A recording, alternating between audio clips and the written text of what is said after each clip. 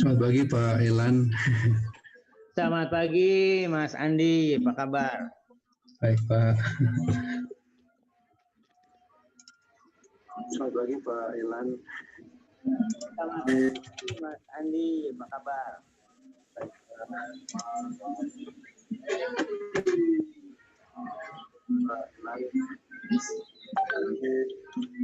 Ya Pak Altin.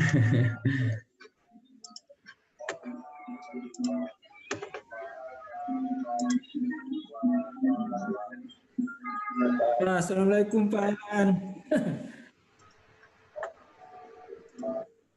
Pak Sun, Pak David.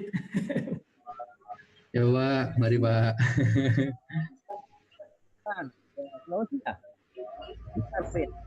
Pak Sun, David. Ya Pak. Jawa, mari Pak.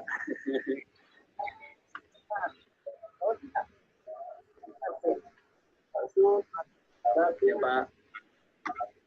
Jawa, mari Pak.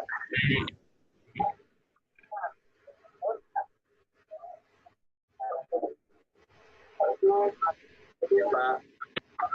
Jawa, mari Pak.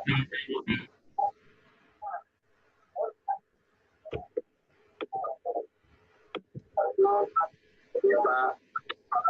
Jawa, dari Pak.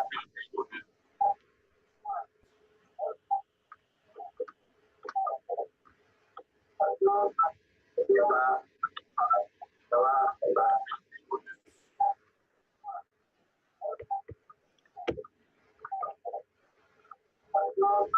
Iya, Pak. Jawa, dari Pak.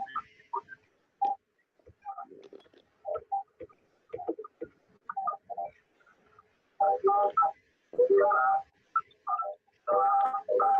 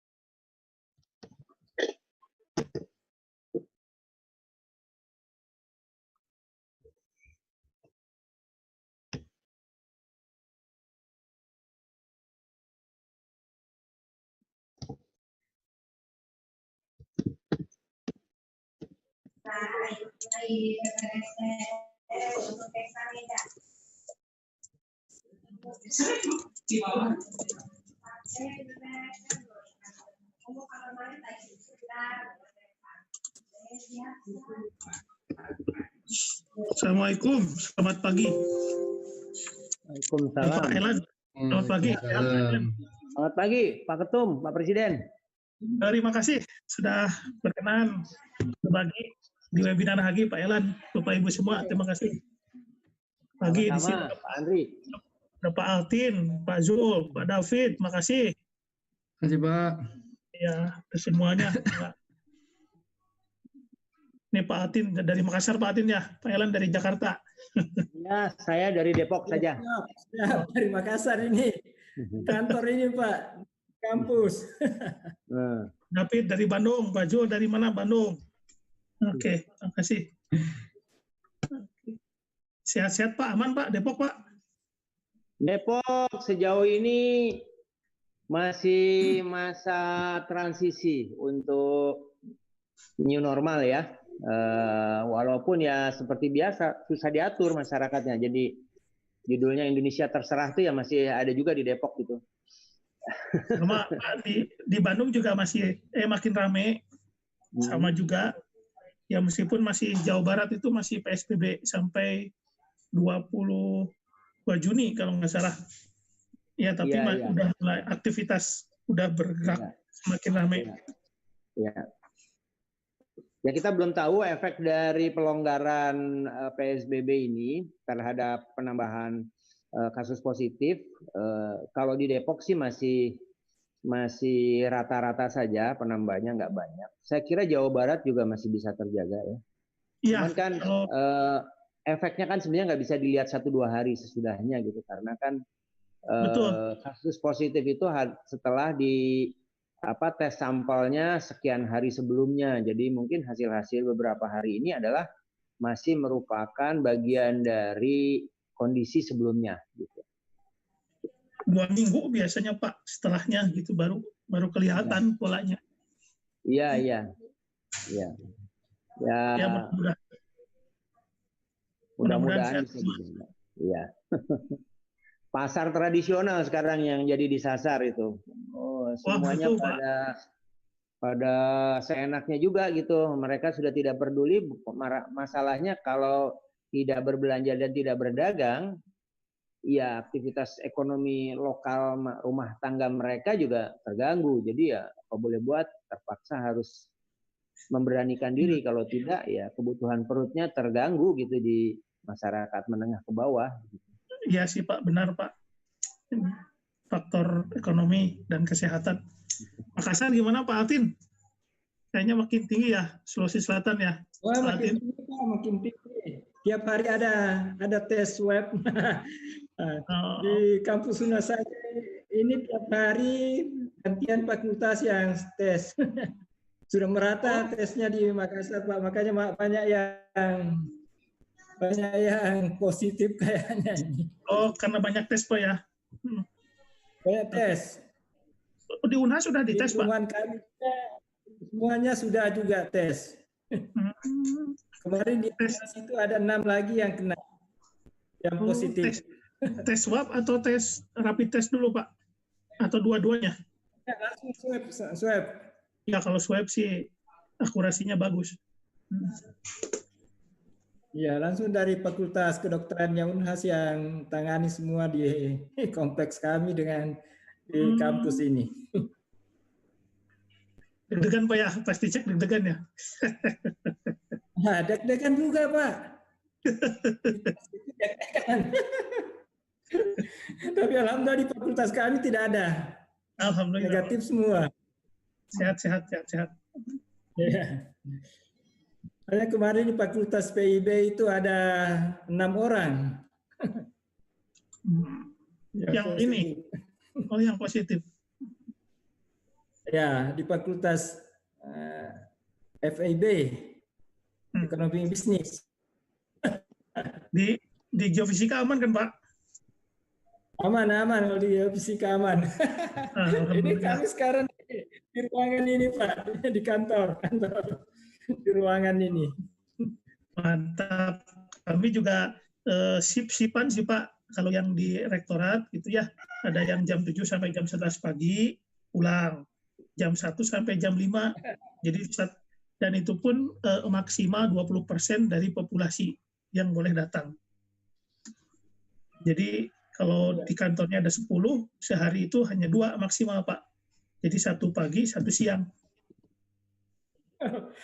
Kalau kami di sini dosen-dosen di sini Pak itu kan ruangan kunci sendiri, kunci dibawa sendiri, ruangan sendiri, jadi agak Oh jauh ya, dari kantor departemen dari fakultas. iya, iya, iya. Ruangan. Ya jadi ya terserah kita penting aman. Yang penting aman gitu Pak ya, kapanpun boleh. Ya, sendiri-sendiri di dalam ruangan. Ini pembicaranya sudah ada, terima kasih. Ada Pak David, ada Pak Elan, tim moderatornya, nih Pak Zul, streaming YouTube Pak Zul. Ini Pak Zul. Ya. Baik. Tapi sedang disiapkan Mas Joko untuk pakai yang Hagi. Kayak lebih bagus pakai. Oke. Ya. Yang lagi sudah ada ininya, udah ketemu ininya, passwordnya. Saya belum dapat linknya. Oh, Yang saya backup aja. Oke. Sip. Udah YouTuber Pak Pak Zul. Pak Zul YouTuber Pak, jangan lupa like and subscribe katanya.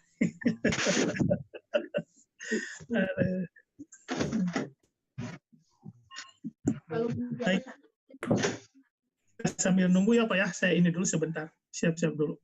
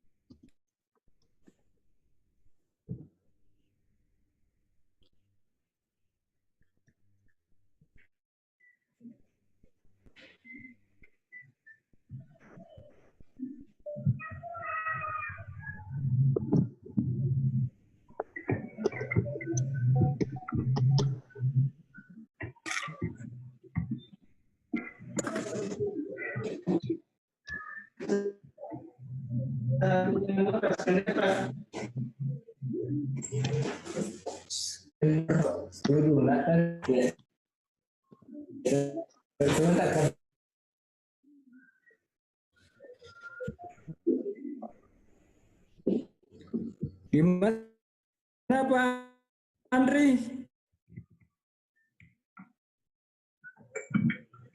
Saya aja sudah daftar ini. Pak Presiden.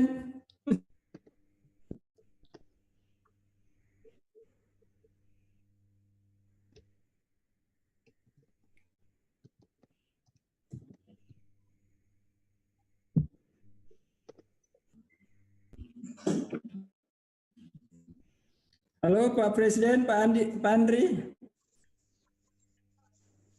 Siapa? Ya, kita mulai aja Pak. Bismillahirrahmanirrahim.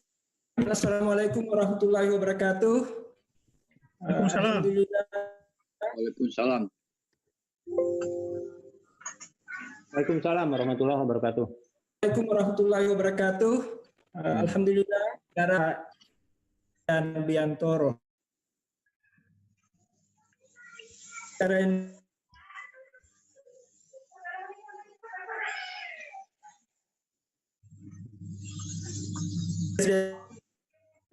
Agi. Suaranya putus-putus Pak Altin. Oh ya gimana ya? Ini jelas kalau di sini. Ya, untuk sementara sebelum kedua pembicara, maka saya silakan Pak Presiden lagi, Prof. Andri untuk Baik. Terima Baik Pak Atin, punten suara Pak Atinnya terputus-putus. Saya mulai aja Pak ya. Assalamualaikum warahmatullahi wabarakatuh. Selamat pagi Bapak Ibu semua, rekan-rekan semua. yang saya hormati, terima kasih atas kehadiran di webinar Hagi tiap Rabu ya. Kami atas nama Hagi mengaturkan terima kasih kepada para pembicara pagi ini, Pak David Sahara dari ITB, kemudian ada Presiden Hagi sebelumnya, Pak Elan Biantoro ya. Terima kasih berkenan membagi ilmu kepada kami ya. Kemudian juga ada moderatornya Pak Altin ya dari Unhas, dari Makassar jauh-jauh ya. Kemudian panitia dibagi Mas Aldis ya, ada Pak Zulfakrija juga dan tim ya. Terima kasih Bapak Ibu semua atas kehadirannya. Webinar Hagi ini memberikan topik yang beragam gitu ya untuk metode-metode geofisika maupun motivasi dari para senior kita. Hari ini hadir Bapak Elan ya, Presiden Hagi sebelumnya ya. Baik, mempersingkat waktu, saya ucapkan terima kasih. Selamat mengikuti jalannya webinar pagi ini. Assalamualaikum warahmatullahi wabarakatuh. Waalaikumsalam.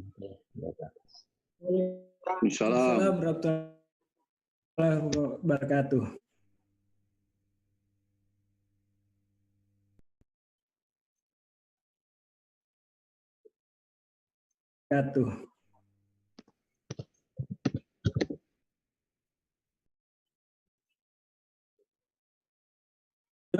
Supaya kita bisa maksimal mendengarkan oleh kedua pembicara. Baik, saya persilakan Pak David Sahara.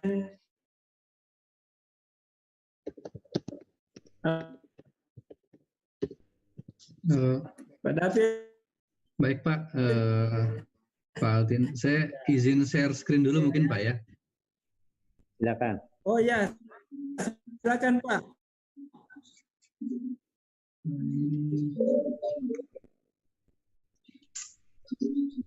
Apakah sudah di slide-nya? Terima kasih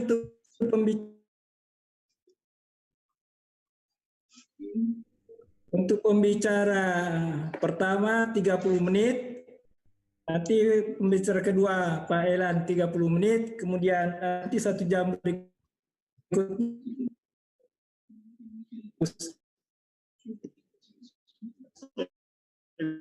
banyak diskusinya. Nah, karena untuk mempresentasikan. Baik Pak, Pak Altin saya mulai Pak ya. Ya, silakan Pak. Baik, terima kasih atas kesempatan yang diberikan oleh Hagi untuk memberikan kesempatan buat saya mempresentasikan hasil yang kita studi yang kita lakukan dalam beberapa bulan terakhir di lab. Jadi, Assalamualaikum warahmatullahi wabarakatuh dan selamat pagi untuk semuanya. Nama saya David Prambudi Sahara. Saya di ITB kebetulan masuk ke dalam laboratorium vulkanologi dan panas bumi teknik geofisika ITB. Jadi ini ada Pak Andri, Pak Zul di dalam situ, dan pada pagi ini mungkin izinkan saya sedikit agak berbelok dari lab, tapi yang juga masih menjadi kegiatan di lab adalah tentang induced seismicity in underground mining. Jadi sebelum kita masuk, ceritanya adalah waktu dulu waktu Pak Ili masih menjadi dekan FTTM dan juga Pak Rido Watimena dari pertambangan, kita sempat diundang untuk mengunjungi salah satu underground mining di Indonesia. Dari situ kemudian muncul ide untuk kita menggunakan datanya untuk riset dan kemudian kita gunakan untuk beberapa mahasiswa. Dari situ kita kebetulan mendapatkan satu mahasiswa S3, Pak Wahyu Hidayat ini dari Universitas UPN Yogyakarta, dan kemungkinan ke depan saya akan menyampaikan apa yang kita lakukan terkait dengan induced seismicity dan underground mining ini. Outline presentasi saya akan mulai kira-kira ada sekitar 30 slide, mudah-mudahan dalam 30 menit ke depan kita bisa menyelesaikan presentasi ini. Jadi akan saya akan memulai dengan bercerita sedikit tentang underground mining. Ada apa dengan underground mining itu? Dan kok kenapa muncul induced seismicity itu yang kemudian perlu saya jelaskan beberapa slide awal gitu ya. 7 slide saya siapkan untuk hal ini. Yang kedua, kita akan melanjutkan dengan apa yang spesial dari induced seismicity di underground mining. Apakah ini akan sama dengan seismisitas yang biasa kita rekam pada gempa aftershock atau gempa di subduction atau di active zone, kira-kira bedanya di seperti apa. Dari situ maka kemudian akan coba saya tampilkan beberapa aplikasi seismologi yang telah kita terapkan untuk mengelola data tersebut. Ada source mechanism, tomografi, re-entry protocol, dan lain-lain. Untuk di akhir, di milestone akan coba kita wrap hasil seismologi itu tersebut ke dalam machine learning. Kenapa? Karena kita berpikir bahwa proses yang terjadi di underground mining itu adalah suatu proses yang kompleks, yang mana itu ada integrasi beberapa faktor di dalamnya. Jadi kita agak berat kalau kemudian menggunakan salah satu parameter seismologi untuk menganalisis. Kemudian saya akan sampaikan di terakhir ada concluding remark dan juga future work kita, ada sekitar 4 slide yang mudah-mudahan dari sini bisa kita kerjakan bersama. Saya start dengan yang pertama adalah ada apa dengan underground mining ini. Mungkin juga ini adalah slide buat yang belum terbiasa dengan istilah underground mining.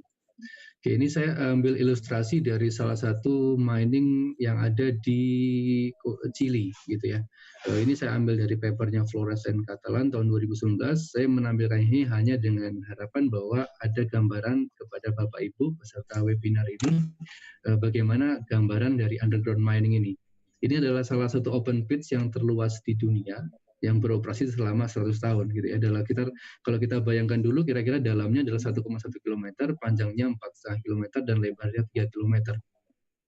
Ada kalau kemudian kita lihat ini adalah gambar kiri, kira-kira tadi yang saya sampaikan, gambar tengah itu menunjukkan kira-kira cadangan yang masih tersedia di sana. Kalau kita lihat open pit-nya kira-kira seperti ini, east west, di dalamnya ternyata masih ada cadangan yang sangat banyak. Kira-kira kita ada grade tembaga yang cukup besar di situ. Saya bukan miner di sini, tapi di sini hanya menceritakan sedikit overview aja ya. Yang mana tujuannya di sini mereka pengen menambang yang ada di bawah ini, karena kalau kita lihat grade-nya masih cukup tinggi. Kalau harus dengan open pit, berarti itu mereka harus membuka tadi yang lebih besar lagi. Di open pit yang sebelah sisi west dan sisi east harus dibuka lagi kalau mau lebih dalam. Jadi operasional mungkin akan lebih tinggi, jadi mereka masuk ke dalam sini. Di tahun 2019 di Chili ini mereka rencana mau mulai masuk ke underground. Baik, itu yang kemudian mengapa underground kan kira-kira ada di sebelah kiri ini, sebelah kanan, sebelah kanan. Jadi kita bangun semacam beberapa lantai gitu. Kalau kita masuk ke mall, kita ada beberapa lantai, kita masuk ke beberapa lantai, masing-masing lantai akan ada vendor-vendornya. Di situ akan ada beberapa tunnelnya ya. Jadi tunnel ini digunakan untuk kegiatan underground mining, untuk blasting, biar bagian ore ini bisa runtuh kemudian ke bawah dan dia bisa diambil. Jadi dia tanpa membuka yang open pit-nya, tapi dia hanya menghancurkan di bawahnya biar dia jatuh ke bawah. Kira-kira prosesnya seperti itu. Dari situ maka dalam hal tersebut, kalau kita lebih masuk lagi, maka sebenarnya dibutuhkan sistem kota bawah tanah yang cukup besar. Kalau kita dalam tanda kutip di situ ya.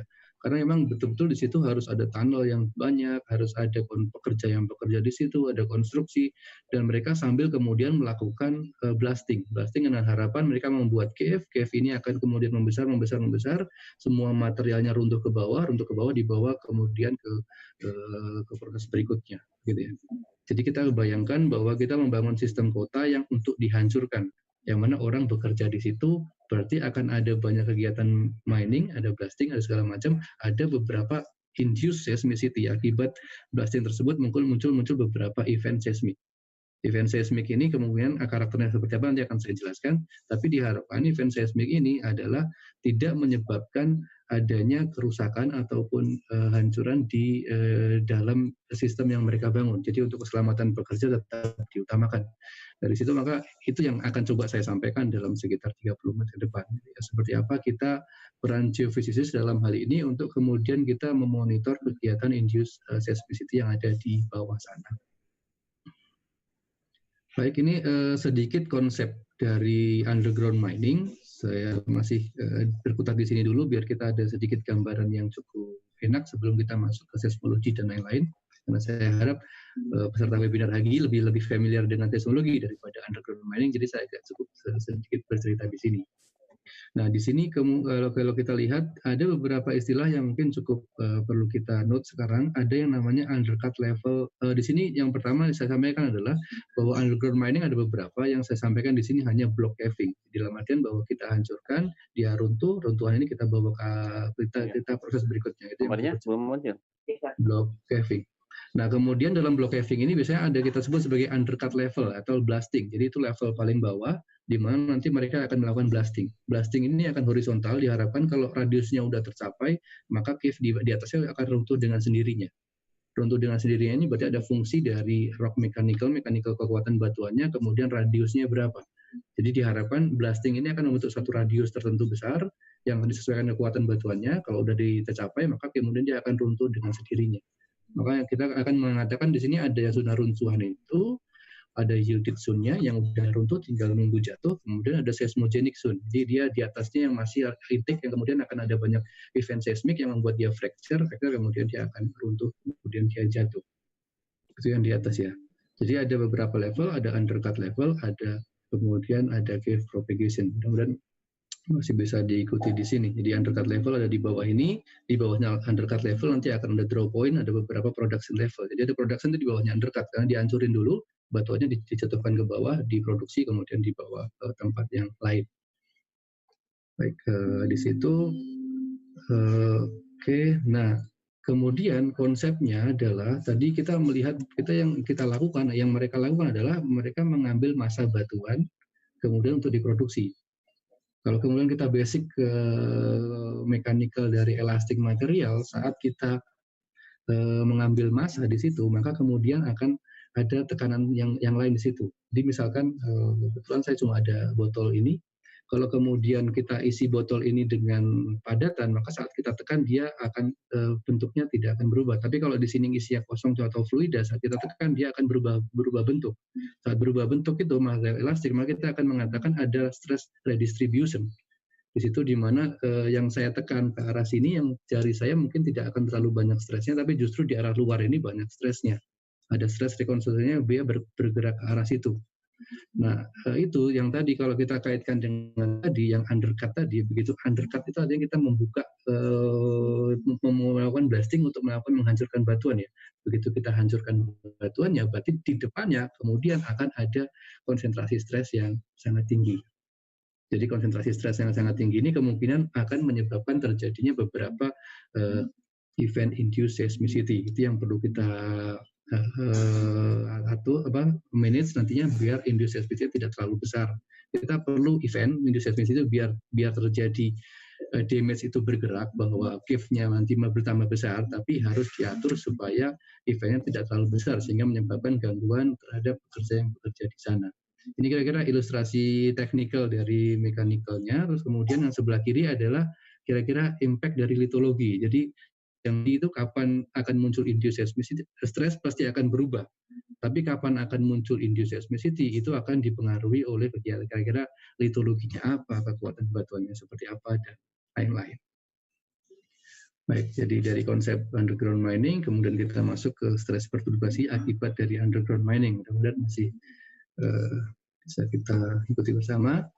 Kemudian setelahnya adalah ini adalah contoh pekerjaan yang lain. Ini adalah gambar ilustrasi sederhana aja. Kalau cave tadi kan besar, kemudian kita coba waktu itu ada mahasiswa S1 melakukan ini kira-kira kalau kemudian ada tunnel, stress redistribusi di tunnel itu seperti apa. Kemudian kita kasih impact beberapa, misalkan ada water saturation, water impact dari overburden stress, dan seterusnya. Ada 3 mahasiswa yang kebetulan kemarin lulus di tahun lalu. Ini yang kemudian kalau kita berbicara stres konsentrasi atau stres perturbasi di underground mining itu kira-kira akan muncul seperti ini. Dan kemarin kita ada Paulus yang dibimbing Pak Rido, sebenarnya saya ikutan membantu di situ melakukan pemodelan numerik di sekitar cave. Jadi kalau asumsi kita ini adalah bentuk yang sebelah kiri ini adalah cave-nya yang berbentuk seperti sepatu ini cave-nya, terus kemudian di sini ada massa yang kosong yang berwarna coklat di sini, kemudian kira-kira pasti di ujung dari sini ada si undercut level itu ada di bawah di sini, kemudian pasti di ujung dari sini yang saya beri tanda kotak ini pasti akan ada konsentrasi stres yang sangat tinggi, karena bentuknya meruncing. Begitu meruncing kita lihat seperti ini. Ini adalah kira-kira penambahan stresnya berapa di ujung dari situ. Dan kemudian kita buat kira-kira zona mana yang tadi kalau kita masih ingat ada zona zilted zone, ada seismogenic zone, ada intake rock yang masih dia tidak terpengaruh. Kira-kira zona-zona itu berapa jauh dari cave itu coba kita modelkan dengan memperhitungkan beberapa litologi yang ada di sana, gitu ya. Untuk litologi ini adalah hasil yang sudah di hasil kuliah mahasiswa S2 dan lulus tahun 2018 Paulus. Baik, dari situ maka kemudian saya pengen nge-wrap hasil diskusi tentang underground mining ini. Kira-kira mungkin dari Bapak Ibu kira-kira kalau tadi kita jelaskan apakah seismik itu menyebabkan cave atau kemudian cave itu menyebabkan seismik. Kalau saya cenderung akan mengatakan bahwa cave itu yang akan menyebabkan seismik. Kenapa? Karena memang tidak ada event seismik kan di sana yang atau sangat sedikit sebelum ada cave. Jika ada cave, maka event seismik akan melonjak. Kemudian kita sebut sebagai induced seismicity. Seismicity yang terinduce akibat adanya kegiatan manusia di situ. Kalau kita kemudian memilih poin B, maka kita akan implikasinya adalah kita ingin mengontrol seismisitas seperti yang kita sampaikan tadi, bahwa tidak muncul gempa besar itu, maka kita harus mengontrol pertumbuhan cave tadi atau kegiatan blasting itu, hingga kemudian bahwa cave-nya bertambah, tapi mungkin kemunculan event besarnya masih bisa under control. Jadi maka kemudian aja muncul peran interaksi antara manajemen, mine planning design, rock mechanic, dan kemudian kita sebagai seismologi perannya di mana. Jadi kita kemudian berada di situ memonitor kira-kira kegiatan seismisitasnya, dan kemudian dari situ kita memberikan input mungkin kepada operator kira-kira bahwa levelnya dalam hal ini masih aman atau masih tidak aman atau seperti apa. Kalau di induced seismicity di hydraulic fracturing mungkin di Eropa mungkin muncul ada traffic light system, bahwa si seismologi itu mengatakan bahwa sekarang kita lagi ada hijau berarti aman, kita kuning agak hati-hati, atau merah harus berhenti. Itu yang coba kita lakukan di sini. Baik, itu yang tentang underground mining. Kemudian saya akan masuk ke topik pembahasan berikutnya, bahwa tadi ada muncul induced seismicity akibat kegiatan di underground mining, kegiatan blasting gitu ya. Kira-kira apa yang spesial dari induced seismicity di sana ya? Ini yang kemudian saya akan langsung masuk ke topik permasalahan ya di sini, bahwa kita mengamati adanya, tadi kita berbicara kalau seismik berarti akibat adanya bidang yang bergerak. Bidang yang bergerak ini fault, mungkin rupture begitu ya. Nah, rupture itu ukurannya bisa bermacam-macam. Kalau kita berbicara subduksi, mungkin kita akan berbicara order ribuan kilometer. Kalau yang gempa skala 8 atau gempa skala 7. Kalau kemudian kita berbicara di gempa aftershock, mungkin kita akan di order sekitar berapa kilometer, main shock berapa puluh kilometer. Pada saat kita berbicara sekarang di underground mining, kita akan masuk ke zona yang invincible di sini. Karena kalau kita lihat bahwa magnitude yang kita amati rata-rata dia di bawah 0. Karena 0 itu sudah cukup besar buat pekerja yang hidup di sana gitu ya. Dan rata-rata kita akan turun hingga ke -2 atau -3 gitu ya. Jadi kita masuk ke zona invincible ini, berarti kita perlu mengamati kegiatan kegempaan, seismisitas itu, tapi dalam skala yang sangat-sangat kecil, mikro gitu ya. Jadi kalau kemudian mungkin saya sampaikan, saya sering bilang ke rekan mahasiswa atau rekan dosen bahwa kita masuk ke mission invincible sekarang ya.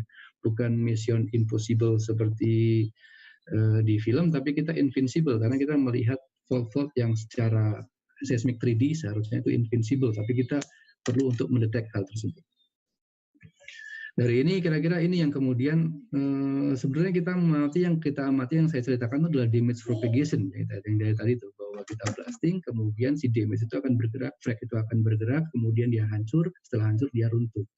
Kalau kemudian damage propagation kita bisa simulasikan seperti gambar kiri, atau yang di laboratorium kemudian kita mengamati, benar-benar mengamati kira-kira yang crack-nya itu bergeraknya ke arah mana.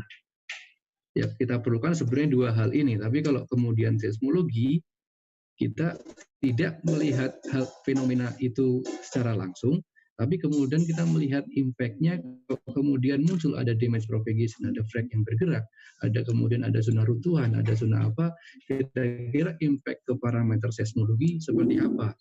Berarti kalau muncul ada banyak fracture baru, kemudian muncul akan ada seismik, ada hypocenter banyak di situ, ada konsentrasi di situ. Kemudian kita akan melihat lagi seismik velocity-nya seperti apa. Baik, jadi kalau misalkan kita mengamati tadi ada frag yang bergerak, damage yang bergerak, begitu di zona damage, berarti akan ada low velocity yang drop di situ. Tapi di sisi lain, begitu ada damage, berarti beban batuan dari atas akan ditahan oleh beban di sampingnya. Sama kayak misalkan kita ada 3 orang menjunjung barang yang sama, kalau 1 orang dia rubuh, maka 2 orang ini bebannya akan lebih berat lagi. Kalau 2 orang rubuh, maka 1 orang jadi lebih berat lagi, maka akan ada pressure lebih berat lagi, maka velocity di depannya mungkin akan naik, karena akan ada kompresional yang baru. Kemudian kita coba modulus elastis dan seterusnya.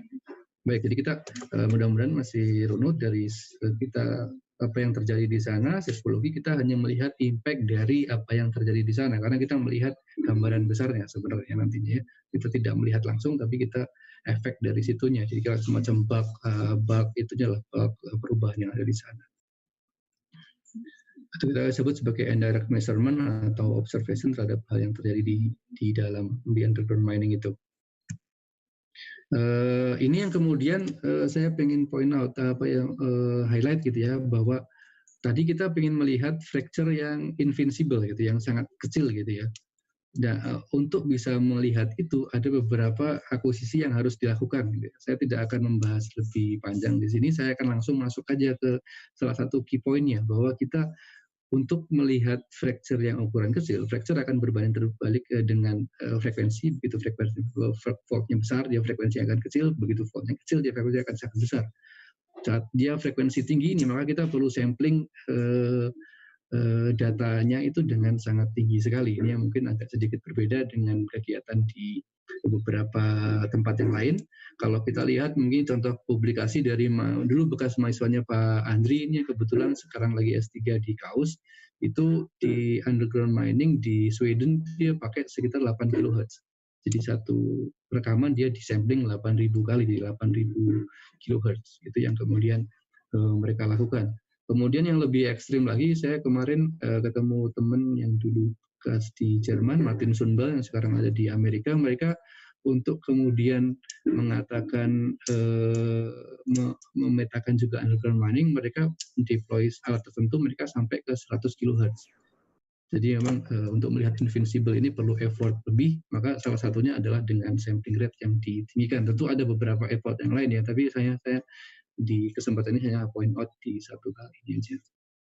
Oke, karena tujuan kita fracture yang sangat kecil. Nah, kemudian seperti itu, maka dari induced seismicity itu kalau sebelah kanan ini adalah flowchart yang sering kita gunakan dalam seismologi, baik dari penentuan lokasi hypocenter awal hingga ke magnitude, hingga velocity tomogram, focal mechanism dan seterusnya gitu. Nah, artinya perlu kita ingat aja bahwa kita berbicara di sistem yang sedikit berbeda, bahwa ada gangguan stres yang terus-terusan karena ada kegiatan blasting yang terus-terusan, terus kemudian ada skala yang lebih kecil, bahwa kita berbicara yang invincible tadi, terus kemudian kurva Gutenberg-Ritternya yang berbeda dari standar, karena kalau standar misalnya kita berbicara yang Pak Wahyu mungkin sering berbicara di acara Hagi itu, B-value-nya sekitar 1, kemudian kalau kita di sini kita menemukan main B-value-nya mungkin hampir 2, kalau gitu event didominasi oleh event-event yang sangat kecil. Begitu dia di blasting, tidak ada lagi nyimpen energi, baru langsung dirilis, kemudian eventnya kecil-kecil. Kita berbicara fracture network, yang sangat kuat adalah kita berbicara aspek engineer yang cukup besar di situ, karena memang ada pekerja di situ yang bekerja, jadi bahwa hasil-hasil A, B, C yang di atas itu harus bisa digunakan untuk jawaban kira-kira status di sana seperti apa. Jadi ada aspek engineering di situ yang cukup kuat. Baik, jadi kita perlu melakukan beberapa fine tuning dari metode seismologi itu, kemudian untuk mengontrol tadi pertumbuhan cave ataupun mitigasi pekerja bawah tanah. Untuk misalkan ada pertanyaan, ini mungkin diskusi lebih bisa setelah pada saat diskusi. Nah, metode seismologi ini kita memberikan beberapa yang sudah kita lakukan, yang pernah kita lakukan gitu ya. Untuk metodenya terus terang di sini kan ada banyak ini ya. Ini pasti akan banyak lagi yang bisa diaplikasikan di underground mining. Kita hanya menampilkan beberapa yang pernah kita lakukan. Ini yang pertama kita dulu, pasti yang pertama adalah di seismologi pasti kita akan perlu menentukan lokasinya di mana untuk event gitu ya. tekniknya ada macam-macam, mungkin Bapak Ibu sudah paham, ada penentuan lokasi event itu ada yang single event ataupun double event, ada seperti apa begitu ya. Intinya bahwa kita merekam waktu tiba di stasiun, yang kita cari adalah lokasi dan waktu kejadian gempanya gitu ya.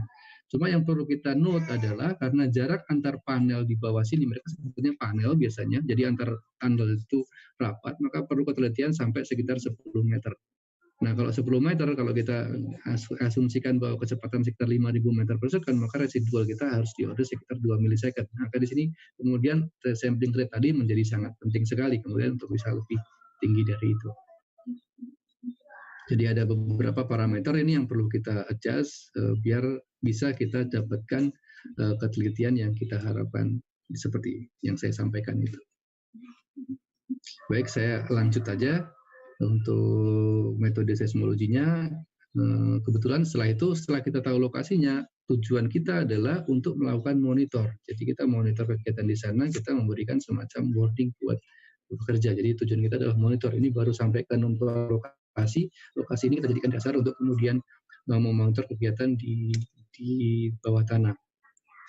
Nah ini untuk memonitor ini kita perlu tahu kalau kemudian ada lokasi-lokasi event yang muncul, kira-kira event ini akan event kecil aja atau ada kemungkinan menjadi besar. Nah itu yang perlu kita sampaikan, perlu kita analisis dan kita berikan masukan ke dalam operator nantinya ya.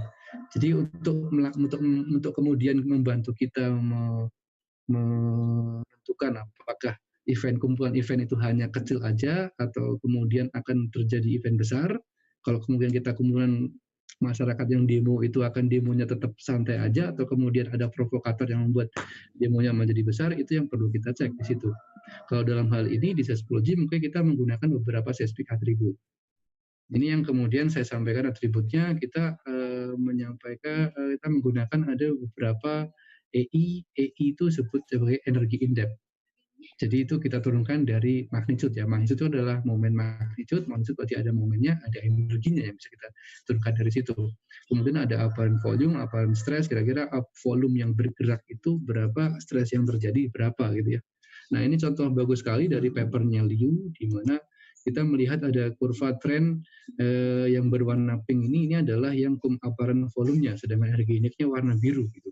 Kalau kita lihat, kemudian kita amati seismisitasnya masih stabil, jadi dia penaikan apparent volume-nya dia standar, kemudian energi injeknya juga masih rendah, kemudian tiba-tiba dia apparent volume-nya naik drastis, energi injeknya juga tinggi, ternyata mereka mengamati ada rakahan besar, dia SNP yang cukup tinggi.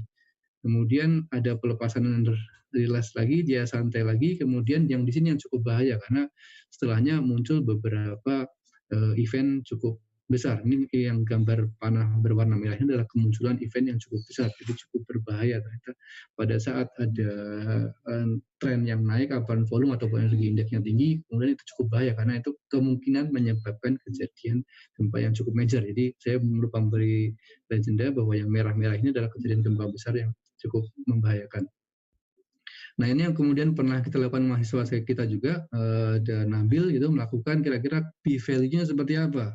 Komponen, jadi kan distribusi event itu kan bisa diamati dengan B-value. Jadi B-value semacam melihat distribusi event dalam satu waktu atau dalam satu komponen itu seperti apa. Kalau B-value-nya dia rendah, berarti dia eventnya didominasi oleh event-event besar. Kalau B-value-nya tinggi, maka kita akan bisa mengatakan didominasi oleh event-event yang kecil.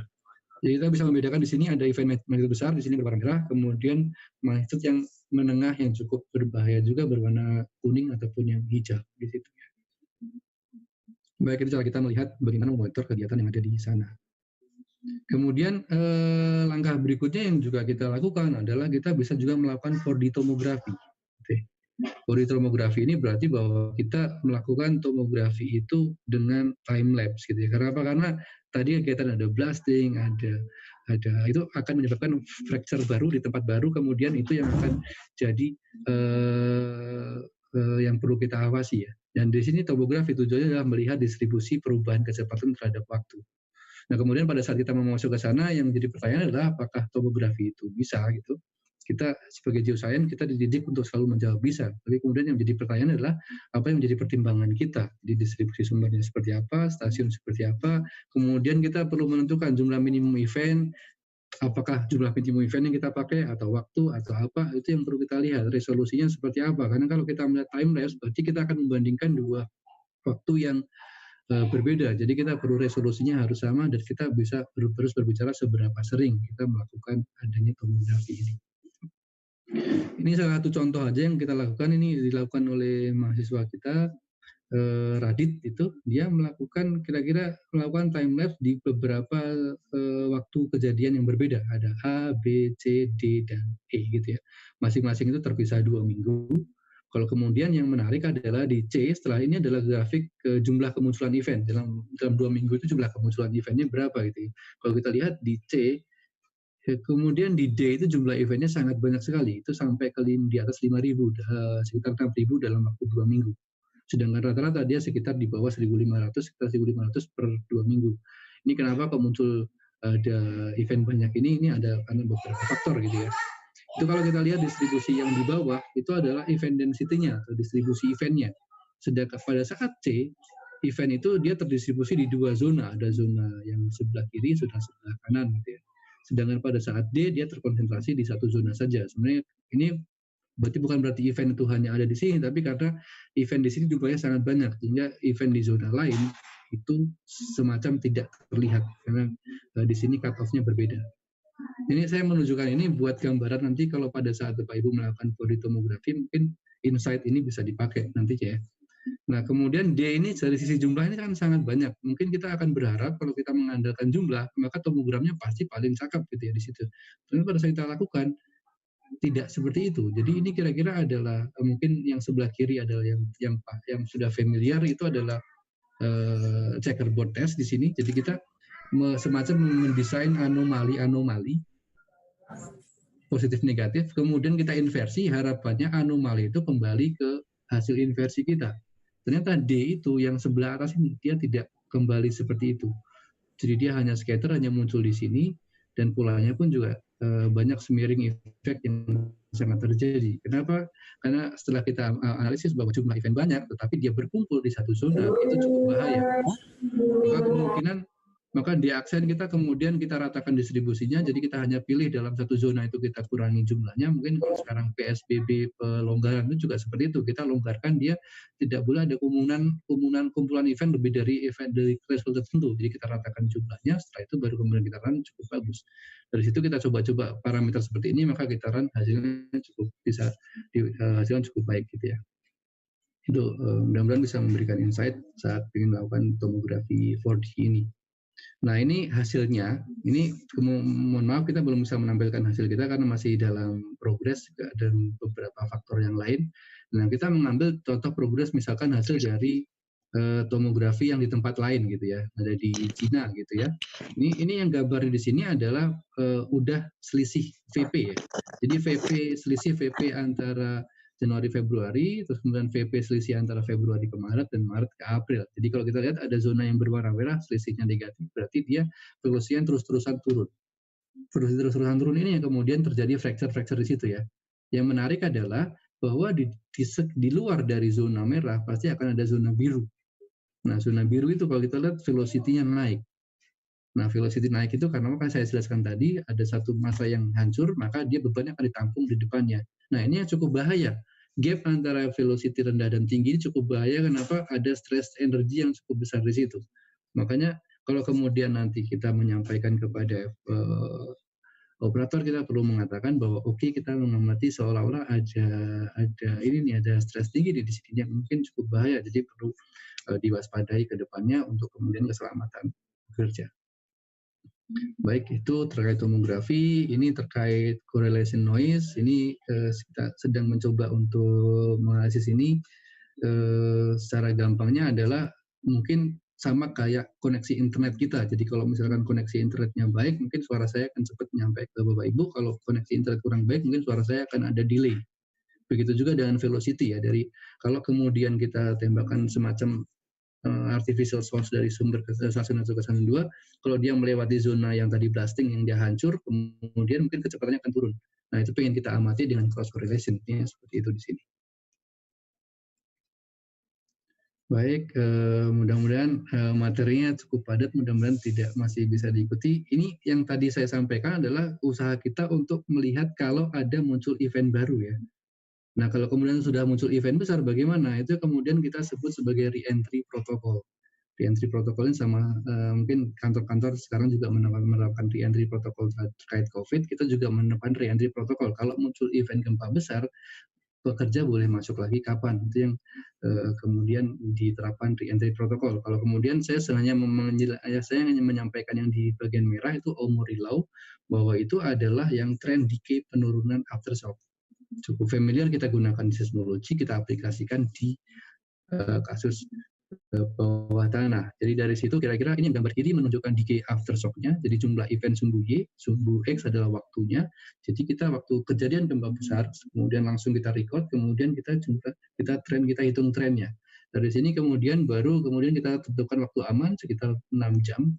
Itu decay-nya eventnya sudah turun, tidak ada aftershock lagi. Jadi mungkin sebagai gambaran itu yang dipakai dalam hal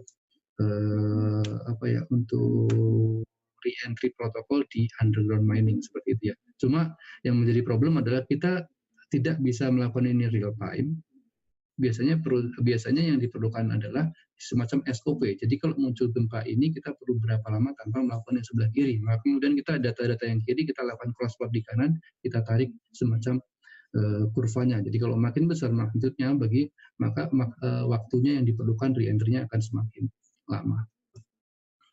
Kira-kira itu beberapa hal terkait hal itu. Nah, ini contoh hasilnya aja. Jadi ternyata re-entry itu juga kadang berhasil cukup smooth seperti yang saya sampaikan tadi, kasus A gitu ya, bahwa dia naik kemudian dia turun, atau beberapa muncul seperti kasus B. Dia ada yang bagus nih kasus B nih, dia adanya prekursor, dia ada event di sini kemudian baru muncul event gempa besarnya. Atau yang susah adalah event C, ini yang kemudian dia ada gempa besar, dia turun, gempa besar lagi, turun lagi, mungkin gempa besar lagi, turun lagi. Ini yang kita amati kemarin di kasus di Lombok seperti itu, besar, turun, dan seperti itu. Nah, kalau seperti ini mungkin akan menjadi PR lagi seperti apa kira-kira re-entry protokol yang perlu kita lakukan. Baik, kita lanjut ke agak molor sedikit, mohon maaf. Milestone dan outlook-nya mungkin saya akan cepat aja kalau di situ. Jadi milestone kita tadi saya sampaikan bahwa kita menyampaikan metode seismologi, di akhir adalah kita coba mewrap tadi masing-masing parameter itu ke dalam satu buah machine learning gitu ya. Machine learning itu yang kemudian kenapa kita sebut kita pakai machine learning itu sebenarnya karena salah satu yang saya rasakan adalah manusia itu lebih ke intuitif, sedangkan mesin dia lebih bagus mempelajari statistik. Jadi kalau kemudian muncul parameter A, B, C, D seperti ini, maka kemudian kita harus mengambil decision-nya apa. Sedangkan decision yang human bisa jadi beberapa hal lebih intuitif, jadi dia lebih menyukai parameter tertentu, akhirnya dia mengambil dari situ saja. Jadi untuk lebih mengambil seluruh parameter kita pakai yang machine learning-nya ini. Ini kira-kira yang kita kembangkan. Mungkin dari sini ada ini adalah salah satu library yang dipakai. Kita menggunakan TensorFlow, keras library dari Python. Ini saya sampaikan ini aja dengan harapan nanti kalau ada diskusi lebih teknik mungkin bisa setelah acara ini aja. Jadi kita hanya menyampaikan aja. Ini kira-kira tujuan kita adalah kita bikin grid, semacam grid, terus kemudian dari grid itu kita parameter-parameter tadi kita turunkan menjadi satu parameter baru. Parameter baru ini kita sebut sebagai kira-kira dia akan most likely akan muncul event besar atau tidak gitu ya. Nah, kita akan ada istilah training set, test set, dan lain-lain. Dia adalah kita perlu database yang cukup besar. Kita gunakan untuk training, untuk kira-kira masing-masing secara gampang adalah masing-masing parameter kita buat berapa, kemudian kita gunakan untuk bukan memprediksi tapi kemudian menganalisis yang potensi bahaya gempa besarnya di mana sedang kita lakukan. Ini contoh hasil saja yang kita lakukan gitu ya. Ini adalah kira-kira kalau kotak yang di sini adalah kira-kira simplifikasi dari si cave-nya. Kemudian ini adalah kegiatan mining-nya, di situ ada blasting-nya. Kemudian kotak-kotak berwarna merah ini adalah prediksi kita. Di sini kita prediksi kira-kira 2 minggu ke depan atau seminggu ke depan itu muncul event major di mana. Nah, kemudian kalau kita berbicara seminggu, kemudian event seminggu kita plot. Event seminggu kita plot itu yang kita warnai dengan bintang. Jadi kalau kita lihat tes 1, dia cukup menarik bahwa di sini cukup ada, bisa kita predik dengan cukup baik, meskipun ada 2 yang tidak terpredik, tapi ada 4 dari 5 itu berhasil kita bisa menentukan lokasi eventnya. Bahkan tes set kedua, seluruh lokasi event gempa besar bisa kita prediksi dengan baik. Sedangkan di zona merah itu yang cukup berbeda ini analisisnya ini. Ini ada kegiatan mining juga, tapi tidak ada potensi gempa besar, tidak ada potensi gempa besar juga, tidak ada gempa besar juga. Terus kemudian dia juga yang di tes set 3 baru kemudian dia muncul event gempa besar yang berwarna bintang di situ. Jadi kita agak sedikit mengkelompokkan di sini bahwa kita melihat zona biru yang dia cukup reaktif, gitu reaktif terhadap blasting, dia ada ini, jadi lebih gampang untuk kita analisis. Sedangkan zona merah dia cukup menyimpan. Dia yang tes set kedua itu dia ada kegiatan tapi disimpan dulu energinya, jadi tidak muncul gempa yang cukup besar. Baru di set yang ketiga. Baik, dari situ kenapa kok kira-kira 2 zona ini kemudian muncul seperti itu, maka kita analisis yang lebih dalam. Mungkin karena waktunya sudah cukup mepet, saya akan lanjut aja, langsung aja. Kira-kira akan muncul cross plot seperti ini. Jadi dari beberapa parameter itu, kita somehow menurunkan prinsipal komponennya, terus kemudian kita cross plot terhadap, baik ini prinsipal komponen 1 dan komponen 2, yang sebelah kiri, yang sebelah kanan prinsipal komponen 1, komponen 2. Ininya sama, ini apa? Si cross plotnya sama kiri dan kanan, cuma labelnya berbeda. Yang kiri adalah magnitude, jadi ada event yang kelas C, kelas B, dan kelas A. Kelas C itu paling rendah magnitude-nya, kelas B paling menengah, kelas A itu yang bahaya. Kalau kita lihat kelas A itu dia banyak ngumpul di sini nih. Mungkin kursor saya bisa dilihat. Nah kalau kita lihat yang sebelah kiri, kalau kita labelnya litologi, kita akan melihat yang di sini itu ada terkait dengan kemunculan litologi yang berwarna hitam. Oke. Hitam itu adalah litologi yang ketiga. Jadi litologi 3 itu cukup sharp, makanya kemudian ini yang kita amati di pojok tadi yang sebelah atas. Dia cukup gampang diprediksi. Sedangkan litologi yang kedua itu yang cukup lebar di sini. Kalau kita lihat di situ ada event besar, event kelas A, kelas B, dan kelas C. Maka kemudian ada mixingnya cukup besar sehingga agak susah untuk kita prediksi. Jadi kira-kira milestone kita ada di situ, mudah-mudahan insight-nya bisa diambil Bapak Ibu dalam riset ke depan. Sebagai penutup, saya ada 4 slide terakhir. Yang pertama adalah bahwa pekerjaan underground mining adalah sistem yang menantang. Tentu setiap kegiatan, baik pengukuran seismisitas, baik aftershock, baik geothermal, di mana ada yang menantang. Cuma dalam underground mining yang menantang adalah kita kompleksitas permasalahan yang sangat besar, urgensi secara keteknikan itu besar, dan database kita cukup besar sehingga kita bisa bermain beberapa hal. Oke. Itu yang perlu kita lakukan. Ke depan kita perlu untuk kemudian melakukan adaptive mesh refinement. Jadi di sini ini yang kemudian seluruh tim versi ini kita gerakan nantinya bahwa kita ingin melihat zona-zona sebenarnya yang kita amati. Kalau kita perhatikan tadi yang sebelumnya bahwa kita ada zona kotak yang kemudian itu adalah si cave-nya, kita mengamati di sekitar cave-nya aja. Jadi ada zona-zona tertentu yang kita amati. Maka kita adaptive mesh itu menjadi sangat penting untuk kemudian kita bisa merapikan jumlah mesh yang kita pakai untuk mengefektifkan kegiatan kita. Yang ketiga, poin yang saya sampaikan adalah kita dalam mengamati satu problem ini, yang dalam hal ini adalah underground mining, kita menggunakan data dengan berbagai spektrum, berbagai frekuensi. Kita lihat velocity itu relatifnya tidak terlalu gampang berubah, sedangkan tadi event, magnitude, kemudian energi dan lain-lain yang kita turunkan dari event itu cepat berubah. Yang event dia sangat reaktif terhadap blasting, sedangkan velocity dia relatif bergeraknya lebih pelan, frekuensinya lebih rendah. Nah, kalau saat kita mau merge mereka itu yang kemudian komunikasi dua data ini yang perlu kita perbaiki, yang mana kita masih perlu bekerja lagi dengan dataset yang lebih besar, gitu ya. Jadi harapannya bahwa kita memahami dalam beberapa hari, Bapak Ibu juga mungkin ada beberapa data yang saat menggabungkan itu perlu kemudian ada semacam transfer seperti itu. Sebagai slide terakhir, ini selama work from home kita banyak nonton film, yang salah satu yang kita tahu adalah How to Train Your Dragon. Mungkin kita juga perlu kemudian untuk How to Train Your Machine sekarang. Kita era sekarang ini perlu lebih advance lagi dalam komputasi, kita perlu men-train machine learning kita biar dia bisa lebih baik lagi. Yang mana yang kita tekankan di grup kita bahwa yang pertama kita lakukan adalah kita perlu melakukan analisis physical understanding kita harus lebih kuat lagi. Jadi jangan langsung masuk ke data, tapi ke konseptual kita harus diperbaiki sebelum kita masuk ke data management ini yang sangat berat, dan kemudian training set, algoritma, dan kreativitas itu yang sangat penting.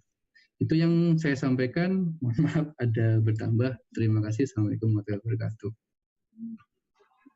Terima kasih Pak David, sangat menarik, dan kita tunggu untuk pertanyaan-pertanyaan berikutnya. Kita gabung aja nanti dengan Pak Elan.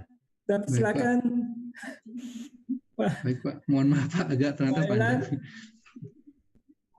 Ya, pas 40 menit Pak. Pak Elan.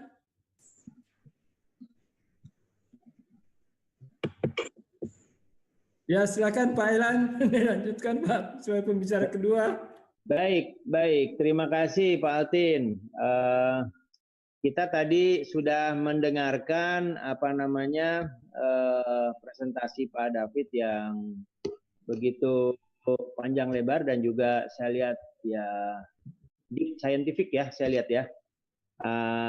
Kali ini kita coba bergerak ke tempat yang agak lebih santai lah, tapi juga tidak kalah pentingnya dalam hal urusan kita di Hagi ya, terutama di profesi kita ya sebagai geophysicist, geoscientist ya. Saya melihat ada beberapa fenomena yang bergeser terkait dengan peranan kita yang selama ini kalah pamor atau kalah populis ya dengan para milenial yang justru mereka melakukan startup bisnis, kemudian online bisnis, kemudian social media orientation, itu menjadi sesuatu yang sangat dominan dan populis. Dan ya akhirnya ya teman-teman geoscientist ini tidak populis, sehingga dalam hal karir mereka kalah sama orang yang dikenal gitu ya. Karena muncul di media, muncul di publik, yang lain-lain, sehingga yang akhirnya naik ke panggung level atas itu akhirnya geoscientist tidak termunculkan gitu. Nah ini satu keprihatinan kita, di mana sekarang ini kalau sampai periode beberapa tahun yang lalu kita masih punya lah beberapa tokoh-tokoh yang berbasis geoscientist ya. Kita lihat Pak Samsu Alam, beliau pernah jadi sekjen Hagi ya, pernah jadi direktur di Pertamina Hulu ya. Terakhir adalah mantan presiden kita ya, Pak Abdul Muttalib ya. Itu juga kemarin menjadi direktur di PHI, dan saya dengar sekarang sudah bergeser lagi ya. Dan saat ini saya kira beberapa orang-orang penting di industri kita yang berbasis geoscientist menjadi agak berkurang. Nah, ini yang perlu kita antisipasi. Mungkin Hagi dan juga beberapa organisasi geoscientist yang lain mungkin coba kita kapan waktu nanti kita bisa urun rembuk terkait hal ini. Izinkan saya ini persiapan yang saya buat mungkin tidak sematang Pak David ya, karena saya baru dikontak sama Mbak Ici itu. Pak Elan silakan ini ya udah saya mikir-mikir aja 1 hari 2 hari seminggu yang lalu, dan akhirnya ini saya coba ada screenshot yang bisa saya tampilkan. Sebentar ya. Ini mungkin ya. Saya coba share. Saya coba mau menampilkan berapa slide, sekitar 28 slide saja. Mudah-mudahan tidak terlalu memakan waktu ya. Ini karir geoscientist daerah pasca dominasi energi bersumber migas ya. Ini sebetulnya bicaranya bahwa selama ini kita tidak memungkiri bahwa industri migas lebih banyak mendukung ya kegiatan kita di Hagi ya. Karena apa? Karena memang selama ini yang keterlibatan kita di industri migas cukup dominan dan memberikan kontribusi besar ya, dengan penemuan-penemuan cadangan, metode-metode baru untuk kegiatan exploration maupun production di hulu, sehingga impact-nya atau feedback-nya ke para geoscientist pun industri ini banyak memberikan kontribusi. Kemudian latar belakang yang saya buat itu di dalam pembahasan ini adalah bahwa selama ini kita cukup melahirkan banyak sekali geoscientist ya, berasal dari berbagai universitas perguruan tinggi ya, mulai dari Medan, Aceh ya. Sekarang saya dengar di Riau juga sudah ada, kemudian di Padang juga ada geofisiksnya, di Lampung, Palembang ya. Sampai ke saya dengar sudah ada Hagi di Papua. Jadi ini sebetulnya luas sekali ya teman-teman kita yang berkarir di geoscientist. Kemudian selama migas itu masih menjadi penyumbang utama energi di Indonesia ini, artinya profesi karir di migas menjadi sesuatu yang menarik, itu menjadi semacam magnet orang ingin bekerja di situ ya. Di samping profesi lainnya seperti di mining tadi saya kira yang disampaikan oleh Pak David itu juga sangat menarik menurut saya. Mining juga cukup besar selama ini, namun tetap selama ini kutub utamanya adalah ada di migas ya, dari sisi geoscientist karir ya. Kemudian ada di geoteknik, kita tahu sekarang kita banyak sekali ada pembangunan infrastruktur, nanti akan ada ibu kota baru di Kalimantan yang akan dibangun. Saya kira teman-teman geoteknik akan banyak peranan di sana. Kemudian sebagai peneliti, kemudian seperti Pak Andri sebagai pendidikan ya, di bidang pendidikan juga Pak David ya, juga pemerintahan birokrat, dan juga ada beberapa teman-teman yang di bidang geoscientist ini atau lulusan geofisika dan geologi bekerja di lembaga keuangan. Bahkan ada kita punya teman satu di kantor pajak itu di Dirjen Pajak sudah menjadi salah satu direktur di Dirjen Pajak. Ini satu hasil bahwa geoscientist itu bisa merambah kemana-mana gitu. Kemudian, nah kita mengalami juga masa booming migas ya. Masa booming migas itu waktu itu harga minyak tinggi sekali, kemudian profesi ini menjadi sangat favorit ya. Itu 2013 sampai 2018 lah ya, saya kira. Di situ harga cukup tinggi.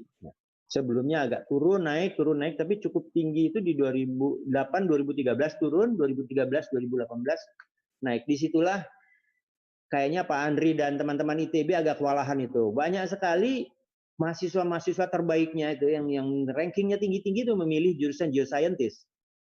Seperti geophysics dan lain-lain. Mereka orang pintar-pintar semua. Tapi ironisnya begitu mereka lulus, itu harga minyak itu menjadi drop, turun. Dan mereka begitu lulus yang terbaik itu kebingungan mencari tempat pekerjaan yang mereka inginkan, yaitu di migas. Ini menjadi satu paradoks buat kita juga bahwa akan kita apakan mereka yang orang-orang terbaik ini. Kemudian di sisi lain satu keniscayaan peran migas sebagai sumber energi pasti akan berkurang karena sifatnya yang non renewable, dan juga kita punya banyak sekali energi alternatif yang muncul sekarang seperti misalnya panas bumi, kemudian solar cell, kemudian micro hydro, bahkan sekarang kita sudah dapatkan beberapa terobosan terkait dengan baterai ya, energi baterai. Nah, itu juga. Nah, di era milenium ini sedang booming profesi yang berorientasi pada yang populis tadi yang saya sampaikan, startup company berbasis IT, online business, blogger, YouTuber, dan lain-lain. Ini menjadi latar belakang kita, orientasi kita, mungkin nanti juga jadi pemikiran Hagi, dan juga para pendidik di universitas, diarahkan kepada kemana ini teman-teman yang akan, adik-adik kita, anak-anak kita yang akan bersekolah, mengambil jurusan geoscience, dan alurnya nanti setelah lulus mereka menjadi seperti apa. Statistik terkait dengan di mana distribusi orang bekerja setelah lulus dari universitas sebagai geoscientist, saya tidak punya yang di Indonesia ya, tapi di Amerika kira-kira seperti ini ya. Itu di awal-awal tahun 2000-an komposisinya seperti ini, bahwa berdasarkan American Geological Institute kita lihat bahwa oil and gas industry cukup dominan, walaupun kita tahu Amerika negara maju, environmental consulting firms itu menjadi yang paling tinggi ternyata di sana pada waktu itu. Kemudian distribusinya begitu banyak ya, ada sebagai educators, ada di mineral and industries, kemudian ada lagi di sebagai government dan lain sebagainya. Ini kira-kira distribusinya. Kemudian kalau kita melihat lagi ke geoscientist-nya sendiri gitu ya, dan berdasarkan grade yang didapatkan, ini saya juga ngambil dari American Geoscience Institute, distribusi berdasarkan grade kelulusan itu tetap didominasi dari oil and gas ya selama ini. Seperti bachelor graduates itu oil and gas sudah 36%, kemudian bahkan justru yang lulusan-lulusan master itu 74% masuk ke oil and gas. Nah, kalau yang PhD saya kira lebih terdistribusi merata antara riset, kemudian oil and gas, kemudian menjadi lecturer, dan juga menjadi government. Nah, ini saya nggak tahu, mungkin kita Hagi suatu saat nanti coba bisa membuat statistik yang seperti ini melalui anggota-anggotanya, dan mungkin bisa bekerja sama dengan IAGI dan IATMI mungkin, atau dan Perhapi ya. Kita bikin statistik yang seperti ini karena ke depan orang-orang ini sangat dibutuhkan untuk melanjutkan roda pembangunan di negara kita. Selanjutnya saya juga membaca satu grafik ini di mana emisi gas karbon itu berdasarkan kesepakatan banyak negara-negara di dunia itu harus segera kita turunkan, ya kan? Nah, di sini kita lihat bahwa sebetulnya targetnya itu peaknya ada di tahun 2000, harusnya di 2016, ya. Setelah itu emisi karbon penggunaannya harus diturunkan di grafik yang warna biru ini. Kemudian ternyata dengan berbagai kondisi dan juga kenyataan yang ada, memang kita harus delay. Nah, disitulah kita targetnya memang apapun yang namanya energi berbasis karbon emisi yang tinggi akan harus diturunkan, dan otomatis itu adalah oil and gas menjadi sesuatu, terutama oilnya ya. Gas juga sebenarnya cukup tinggi emisinya, namun kita bisa proses dan kita bisa memilih yang lebih bersih. Nah, ini pun otomatis suatu kecenderungan minyak dan gas pasti akan turun. Juga kita dengan adanya COVID ya, coronavirus ini salah satunya ya, di samping dengan ada sebelum-sebelumnya yang namanya harga minyak itu naik dan turun, dan itu berimpact kepada bagaimana company-company perusahaan besar dunia itu terkait dengan migas, mereka akan melay-off karyawan-karyawannya. Di sini contohnya BP aja hampir 10.000 orang akan di lay-off, saya lihat, dan kemudian juga di negara-negara perusahaan-perusahaan yang ada di North Sea ya. Ini salah satu yang saya cuplik dari beberapa berita terakhir yang saya lihat di online news.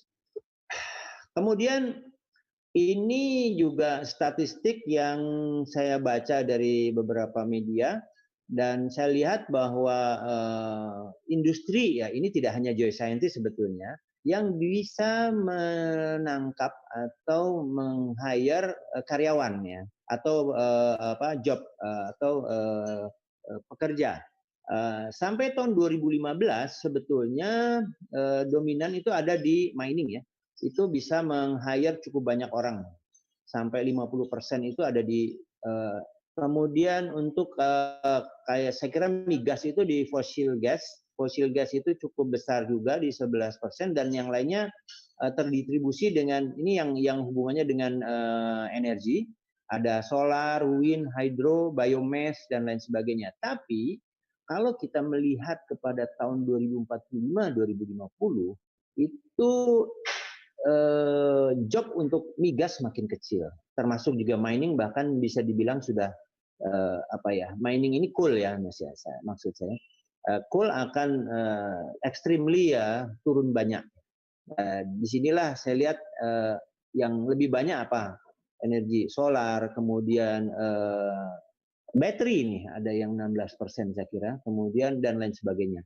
Artinya ini ke depan bagaimana geoscientist menyiapkan lapangan pekerjaan yang dibutuhkan untuk masalah-masalah sisi energi. Nah, ini pun saya ambil dari cuplikan-cuplikan gambar yang saya baca dalam seminggu ini, karena diminta Mbak Ici jadi pembicara ya, saya coba-coba deh gitu.